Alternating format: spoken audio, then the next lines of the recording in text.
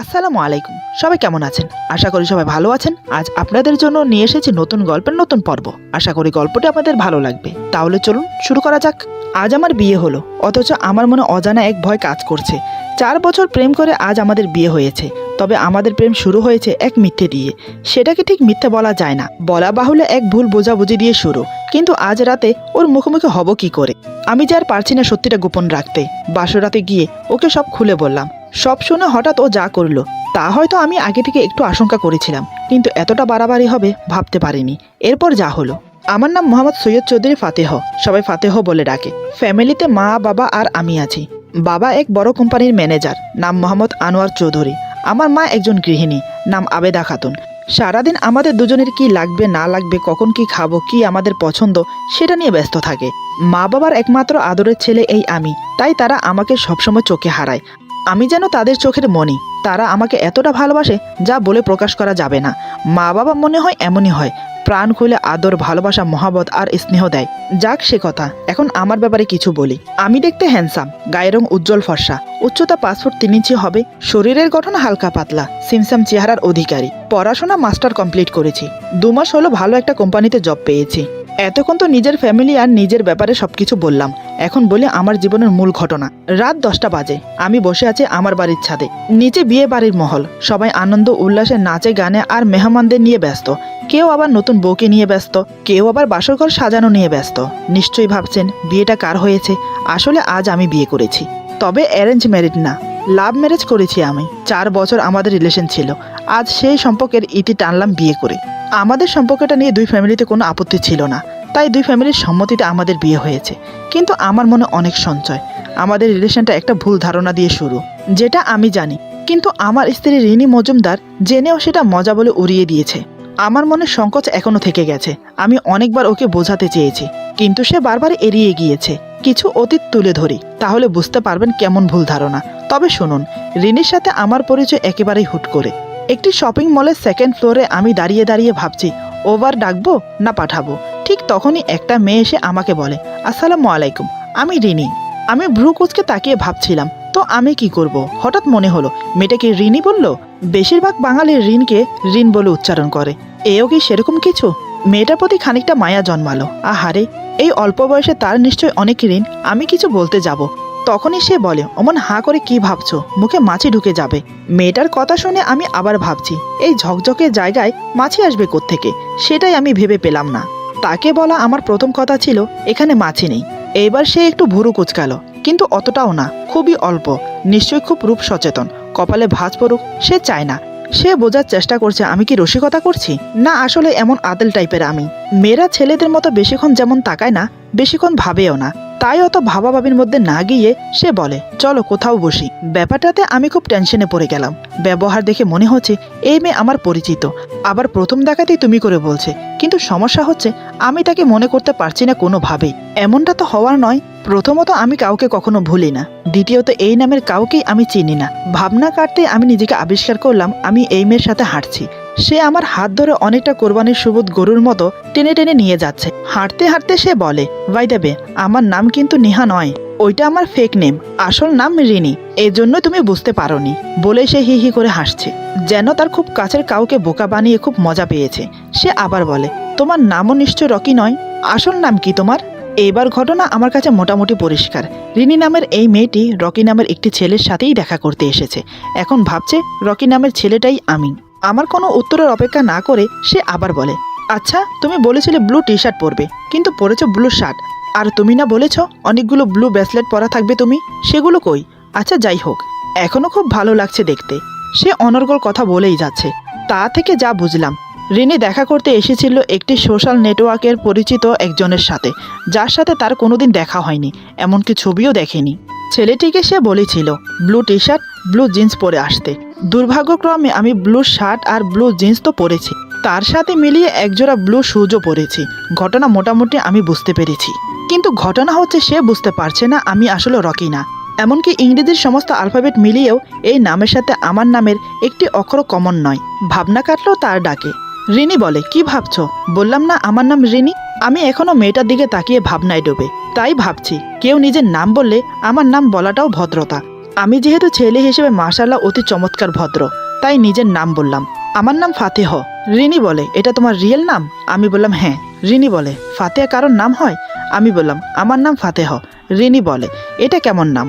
আমি বললাম এটা ঐতিহাসিক নাম। সে আবার হি হি করে হাসছে। হাসলে নাকি স্বাস্থ্য ভালো থাকে। এই মেয়ে নিশ্চয়ই খুব স্বাস্থ্য সচেতন। রিনি হঠাৎ বলে, চলো কিছু খাই। আমি বললাম না না, আমার খিদে নেই। রিনি বলে, বিল আমি দেব, চলো। আমি ভাবছি যেসব মেয়েরা নিজে থেকে বিল দেয় তারা মেয়ে হিসেবে হয় অসাধারণ। এমন অসাধারণ এক মেয়েকে ফিরিয়ে দেওয়া হবে অন্যায়। আপাতত অন্যায় করতে ইচ্ছে করছে না। ভাবনায় ছেদ পড়ল রিনির কথায়। সে বলে, কি এত ভাবছো, চলো। এই বলে অনেকটা জোর করেই একটা রেস্টুরেন্টে ঢুকলো। দুজন একটা টেবিল বরাদ্দ করে বসলাম। দুজনেই সামনাসামনি বসেছি। মনে মনে ভাবছি, মেয়েটা আমাকে তুমি বলে সম্বোধন করছে, তাহলে আমি কেন শুধু শুধু আপনি বলে সম্বোধন করতে যাব? আমিও তুমি করে বলবো। তাই তাকে বললাম, দেখো তুমি যাকে ভাবছো আমি কিন্তু সে নই। রিনি বলে, জানি জানি তুমি রকি নও, তুমি ফাতেহ। বলার ভঙ্গির মধ্যে সীমাবদ্ধের মতো একটা ভাব আছে। সে ভাবছে আমি মজা করছি। রিনি বলে, কি কঠিন নাম, তাও আবার নাকি ঐতিহাসিক। আমি বললাম হ্যাঁ। রিনি বলে, কেন এমন একটা নাম রাখলো বলো তো তোমার? আমি ভাবছি নিজের নামের জন্য যে কাউকে কৈফিয়ত দিতে হবে, কবে কে ভেবেছিল সেটা? আমি বললাম, কনস্টান্টিনোপল বিজয়ী উসমানী সুলতান মোহাম্মদ ফাতেহা খানের নামে এই নাম রাখা হয়েছে। রিনি বলে, কনস্টান্টিনোপল, এটা অনেক পুরনো শহর না? মনে মনে ভাবছি, বাহ, মেয়ে দেখছি অনেক কিছুই জানে। সাধারণত সুন্দরীদের এসব জ্ঞান থাকে কম, কারণ তারা জ্ঞান চর্চার চেয়ে সৌন্দর্য চর্চাকেই বানিয়ে নিয়েছে ধ্যান জ্ঞান। আমি বললাম, অনেক পুরনো। বাইজেন্টাইনদের কাছ থেকে সুলতান মোহাম্মদ ফাতেহা এটা জয় করেন। রিনি বলে, কোথায় এই শহর? আমি আবার ভাবছি, কৈফিয়ত চাচ্ছে নাকি জানতে চাচ্ছে ঠিক বুঝতে পারছি না। মনে হচ্ছে জানার আগ্রহ আছে, নাকি সেই শহরের এক্সাক্ট লোকেশন জানতে চায়। আমি বললাম, বর্তমান ইস্তম্বুলের পূর্ব নাম হচ্ছে কনস্টান্টিনোপল। রিনি বলে, জানতামই না। মেয়েটার সরল সহজ স্বীকারোক্তি পছন্দ হয়েছে আমার।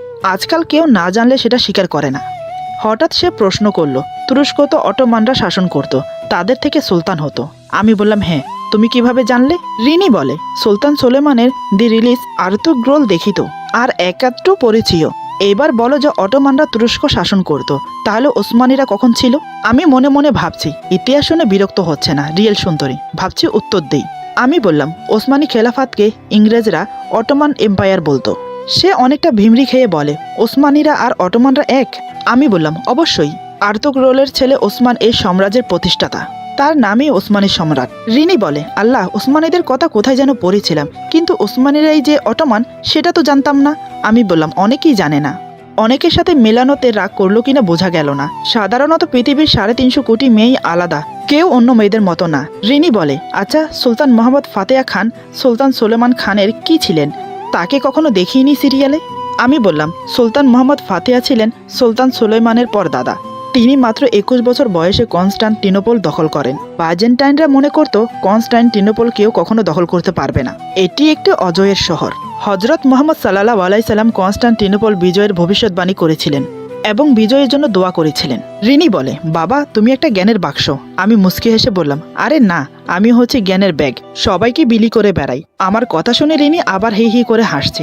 একেবারে নিখুঁত দাঁত, মাঝখানে শুধু একটা দাঁত বেঁকানো। দেখে মনে হচ্ছে ডিজাইনটাই এমন, ইচ্ছে করে একটা বেঁকানো হয়েছে। হাসলে ওকে অদ্ভুত একটা সুন্দর লাগে। এভাবে আলোচনা চলছে, যেন থামছেই না। খাবার খেতে খেতে আমি প্রসঙ্গ ঘুমালাম। বললাম, তোমাকে সুন্দর লাগছে।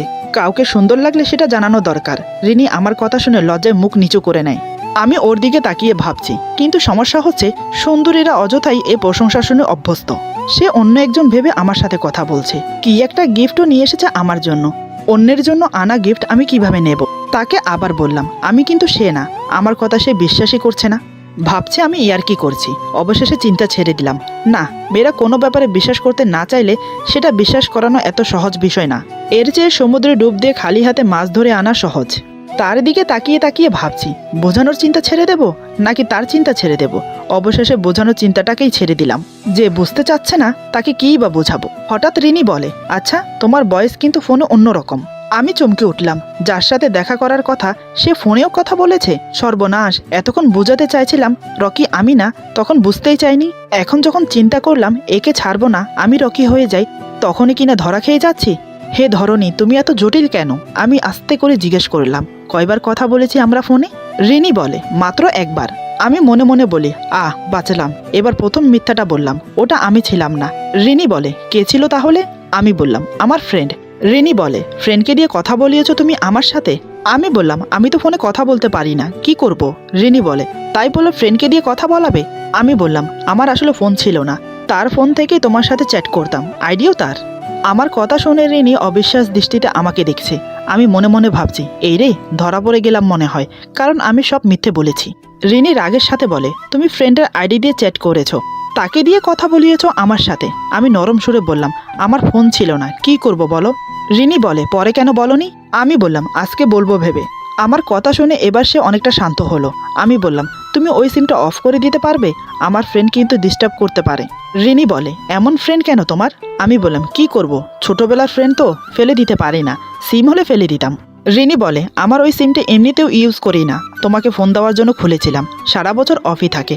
ওর কথা শুনে মনে মনে বলি, বাহ, তাহলে তো বেশ, মনে হচ্ছে বুকের ছাতি ফুলে উঠেছে আমার। রিনি বলে, আইডিটা তোমার জন্য রেখে দিয়েছিলাম, আজকে ডিলিট করে দেব, ভালো লাগে না। আচ্ছা, আমার এখনের নাম্বার নাও। তারপর দুজনের নাম্বার বিনিময় হলো। আমি অনেকটা হাঁক ছেড়ে বাঁচলাম। যাক, ওই ছেলের সাথে আর দেখা হবে না। মেয়েটা কি অদ্ভুত। এতক্ষণ ধরে সত্যি বলছিলাম, একটাও বিশ্বাস করেনি। সব মিলিয়ে দুটো মিথ্যে বলেছি, সাথে সাথে বিশ্বাস করে নিয়েছে। এই জন্যই মহামনীষীগণ বলেছেন, মেয়েদের বোঝা বড় দায়। সে সত্যি সত্যি আমাকে বিল পে করতে দেয়নি, সে বিল পে করলো। তারপর আমরা বেরিয়ে এলাম। কথা বলতে বলতে আমরা এগোচ্ছি। হঠাৎ আমি খেয়াল করলাম, একটা ছেলে দৌড়তে দৌড়তে এক্সেলেটার বেয়ে উপরে উঠছে। রিনির সাথে পরিচয়ের সময় আমি যে জায়গায় ছিলাম সেদিকে এগোচ্ছে আর এদিক সেদিক তাকাচ্ছে। গায়ে blue T shirt, blue jeans, হাতে ব্লু ব্রেসলেট, বুকে লকেট ঝোলানো, তাতে লেখা রকি। আমার ভেতরে পৈশাচিক শক্তি তখন জেগে উঠে বলে, এক্ষুনি যা পাগলা। রিনি তাকে দেখছে কিনা দেখলাম না, রিনি সেদিকে খেয়াল করেনি। আমি তাড়াতাড়ি বললাম, চলো আমরা লিফট দিয়ে নামি। আমার কথা সে অবাক হলো। রিনি বলে, কেন? মাত্র আমরা সেকেন্ড ফ্লোরেই তো আছি। আমি বললাম, দেরি হচ্ছে, চলো। শুরুতে সে আমাকে যেভাবে টেনেছিল, এখন আমি তাকে সেভাবেই টানছি। অনেকটা জোর করে তাকে নিয়ে আমি লিফটে ঢুকে গেলাম। নামতে নামতে সে বলে, দেখেছো, ফোন না করেও দেখা হয়, তুমি বিশ্বাসই করতে চাইছিলে না, নাম্বার দাও। দেখলে তো, দেখা হলো। বলেছিলাম ক্যান্স আইয়ের সামনে দাঁড়াবে, তুমি দাঁড়িয়েছো। আমিও খুঁজে পেয়েছি, দেখা হওয়ার থাকলে ফোন লাগে না। আমিও মুচকি হেসে সাই দিলাম। লিফট গ্রাউন্ড ফ্লোরে নেমে এসেছে।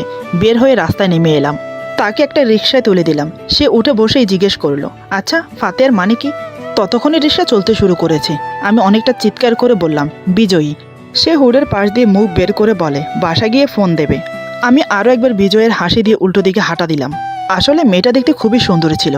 তার সাথে তার মুখের হাসিটা আরও বেশি সুন্দর, খুবই সরল সোজা। ঘণ্টাখানেক তার সাথে ঘুরে ফিরে কথা বলে বুঝতে পারলাম সেও আমার মতো বইয়ের পোকা। প্রথম দেখাতেই যাকে এতটা ভক্তি লেগেছে তাকে কি করে হাতছাড়া করি? আর কথা বলতে বলতে ভালো লেগে যায় আমার, তাই আমি ওকে ছাড়তে পারলাম না। কিন্তু অনেকবার বোঝানোর চেষ্টা করেছি আমি রকি না। সে বুঝতেই চায় না। বিয়ে ঠিক হওয়ার পরেও কয়েকবার বলতে চেয়েছে। রিনি এক কথায় বলে দেয়, তোমার যত কথা বিয়ের পরে, এখন কিছুই শুনবো না। সামনে বিয়ে, হাতে কত কাজ বলো তো। পার্লারে যাওয়া, কেনাকাটা করা, সব কিছু রেডি করা, আর আমাকেও তো প্রস্তুতি নিতে হবে বিয়ের জন্য, তাই না? এসব বলে বলে আমার মুখ বন্ধ করে দেয়। আমার বন্ধু সুমন সবটা জানে, সেও একই কথা বলে, যা বলবি বিয়ের পরে, এখন কিছু বলবি না। মিথ্যে বলে না হয় 4 বছর সম্পর্ক রাখলাম, কিন্তু এখন যখন আমাদের সম্পর্কটা একটা নতুন সম্পর্কে আবদ্ধ হচ্ছে, এবার তো ওকে সত্যিটা জানানো দরকার। আজ বিয়ের পরেও কেমন জানি অপরাধবোধ মনে হচ্ছে। আমি চাই আজ ওকে সত্যিটা বলি। কপালে যা আছে তা পরে দেখা যাবে, কারণ আমি চাই না আজ আমাদের শারীরিক সম্পর্কের উপর কোনো কথা উঠুক।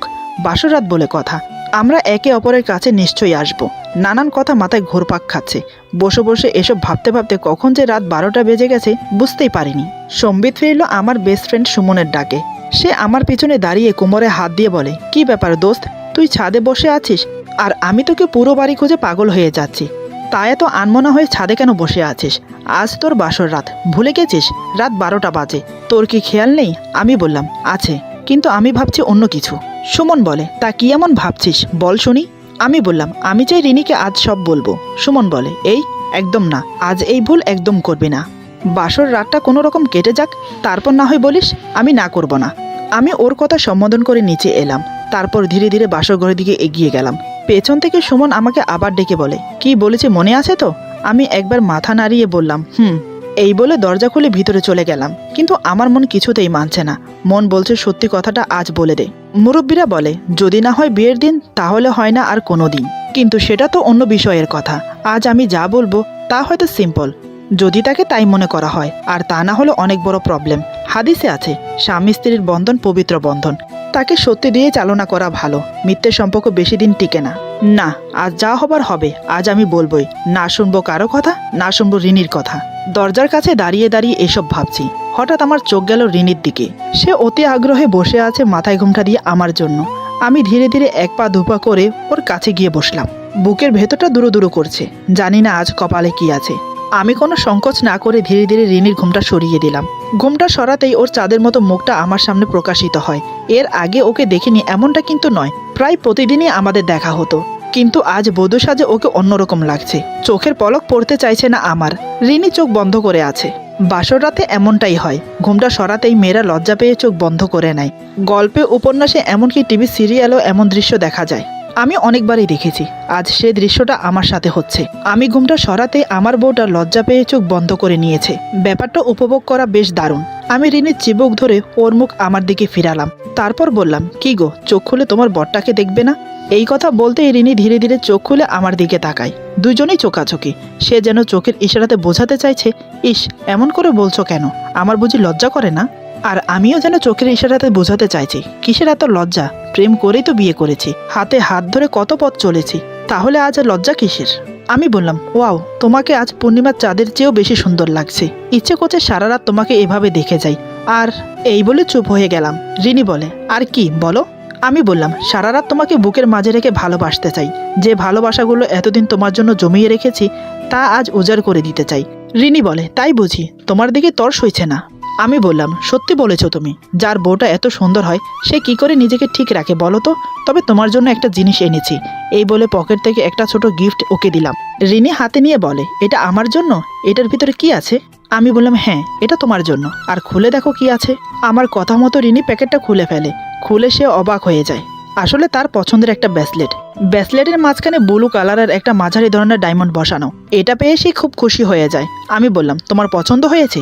রিনি বলে, খুব খুব পছন্দ হয়েছে। এই বলে সে আমার গালে একটা পাপ্পি দিল। তারপর আমাকে শক্ত করে জড়িয়ে ধরে। আমিও নিজেকে স্থির রাখতে পারলাম না, রিনিকে বুকের সাথে চেপে ধরি। রিনি চোখ বন্ধ করে আমার চুল খামচে ধরে। সে যেন আমাকে আরো কাছে পেতে চাইছে, তার আহ্বান জানাচ্ছে। আমি ওর ঘাড়ে গলার নিচে চুমু দিয়ে ভরিয়ে দিচ্ছি। তাতেই রিনি কেঁপে কেঁপে উঠছে। আমি ওর ঠোঁটে গভীরভাবে চুমু দিয়ে চেপে ধরি।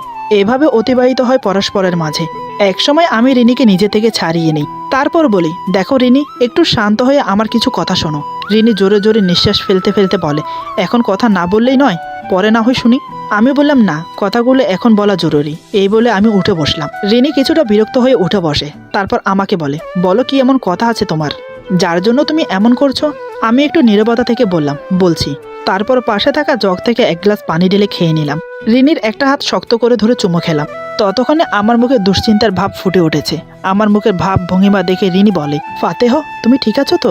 আমি বললাম, কিছু কথা আছে যেগুলো না বললে তোমাকে আমি শান্তি পাচ্ছি না। 4 বছর পর্যন্ত অনেকবার চেষ্টা করেছি তোমাকে বোঝাতে, কিন্তু তুমি বুঝতেই চাও না। আজ আমি এখন এই মুহূর্তে যা বলবো তোমাকে বিশ্বাস করতেই হবে। আজ তুমি মজা করে উড়িয়ে দিতে পারবে না। রিনি বলে, আগে তুমি শান্ত হও, তারপর বলো কি হয়েছে। আমি বললাম, বলছি শোনো। আচ্ছা, তোমার মনে আছে আমাদের প্রথম দেখা কোথায় হয়েছে? রিনি বলে, কেন? শপিং মলের 2nd ফ্লোরে, যেখানে আমি তোমাকে দাঁড়াতে বলেছিলাম, সেখানে দাঁড়িয়েছিলে তুমি। আমি বললাম, ঠিক তাই, তবে আমি রকি ছিলাম না। আসলে সেদিন আমার কলেজ বন্ধ হওয়ার কারণে কিছু বই কিনতে গিয়েছিলাম শপিং মলে। সেখানে দাঁড়িয়ে আমার এক বন্ধুর জন্য ওয়েট করছিলাম। সুমন তার নাম, তুমি চেনো, তোমার সাথে পরিচয় করিয়েছি ওকে। সেদিন থেকে এই পর্যন্ত আমি তোমাকে একটা কথাই বলে এসেছি, আমি রকি না। রিনি, তোমার এই হাত ছুঁয়ে বলছি, আমি রকি না। যাকে তুমি রকি ভেবে 5 বছর রিলেশনে আছো, সে আমি না। আমি তোমাকে সেই দিনই প্রথম দেখেছি, সেদিনে তোমার সাথে আমার পরিচয় হয়েছে। তোমাকে বলা সত্ত্বেও তুমি যখন মানতে চাইছো না, তখন আমার আর কিছু করার ছিল না। এদিকে তোমার সাথে ঘুরে ফিরে কথা বলতে বলতে কখন যে তোমাকে ভালো লেগে গেছে আমি নিজেও জানি না। তোমার রূপ, তোমার এই পাগল করা হাসি, তোমার এই সরল সহজ মন আমাকে ব্যাকুল করেছে। তাই নিজেকে আর সরিয়ে নিতে পারলাম না। সেদিন তুমি আমি যখন রেস্টুরেন্ট থেকে খেয়ে দিয়ে বেরিয়েছি, ঠিক তখনই রকি এন্ট্রি করে শপিং মলে। তোমাকে সে যেমন যেমন বলেছে, সে তেমন পোশাক পরে এসেছে। হাতে একগোছা লাল গোলাপ, গলায় সোনার চেন সহ রকেট। সেই রকেটে তার নাম লেখা আছে, রকি। তুমি যে জায়গায় ওকে দাঁড়াতে বলেছিলে, সে ঠিক সেই জায়গায় দাঁড়িয়েছে আর আশেপাশে তোমাকে খুঁজছে। তখন জানি না আমার কি হলো, আমার মনে ভয় জাগলো তোমাকে হারানোর। তাই আমি তোমাকে নিয়ে তড়িঘড়ি করে লিফটে গিয়ে ঢুকি, যাতে তুমি রকিকে দেখতে না পাও। এটা করে নিজেকে খুব অপরাধী মনে হচ্ছিল, তাই প্রায় সময় তোমাকে বলতে চাইতাম, কিন্তু তুমি আমার কথাগুলো শুনে হেসে উড়িয়ে দিতে। আমি তোমাকে বলেছিলাম আমার বন্ধুর আইডি থেকে তোমার সাথে চ্যাট করি, আমার ফ্রেন্ডকে দিয়ে তোমার সাথে কথা বলিয়েছি। আসলে সব মিথ্যে, কারণ আমি তখন মিথ্যে বলতে বাধ্য হয়েছি। এছাড়া আমার আর কোনো উপায় ছিল না। আমি তোমাকে হারাতে চাইনি। প্রথম দেখাতে তুমি আমার মন চুরি করেছো। তোমাকে দেখে আমার মনে ভালোবাসা জন্মেছে, তাই তোমাকে হারানোর ভয়টা সবচাইতে বেশি কাজ করেছিল আমার মনে।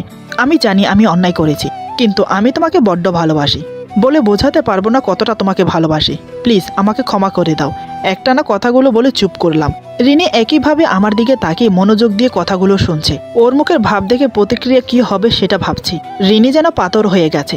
সে আমার কথাগুলো ঠিক বিশ্বাস করতে পারছে না, কিন্তু বারবার একই কথা তো মিথ্যা হতে পারে না। সে আমাকে কিছু না বলে হঠাৎ যা করলো তা দেখে আমার আত্মারাম কেঁপে ওঠে। ঝড়ের আশঙ্কা আমি যতটুকু ভেবেছি তার চেয়েও 3 গুণ বেশি বৃদ্ধি পেয়েছে। আমি ভাবতে পারিনি এমন কিছু করবে রিনি। এরপর যা হলো আমার সাথে।